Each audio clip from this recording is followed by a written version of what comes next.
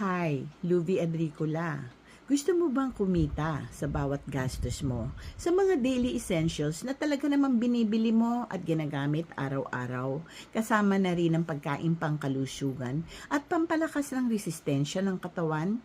Baguhin mo lang ang iyong ugali sa pamimili at tangkilikin ang mga produkto at serbisyo ng mga kumpanya na nagsusulong ng konsumerismo at makikita mo ang pagbabago sa iyong antas ng pamumuhay. Pero heto ang simpleng paghahambing. Pag bumili ka ng mga bagay na ito sa grocery, bibigyan ka lang ng 1 point for every 200 pesos na kailangan mo pang ipunin bago maging pera. Kung ikaw naman ay bibili sa sari-sari store, ang tanging makukuha mo ay pribilehyo na utangin ito at bayaran sa sweldo. Pag mahirap ang buhay, ang kailangan mong isipin ay kumita sa bawat gastos mo. 50 pesos sa bawat 200 piso ang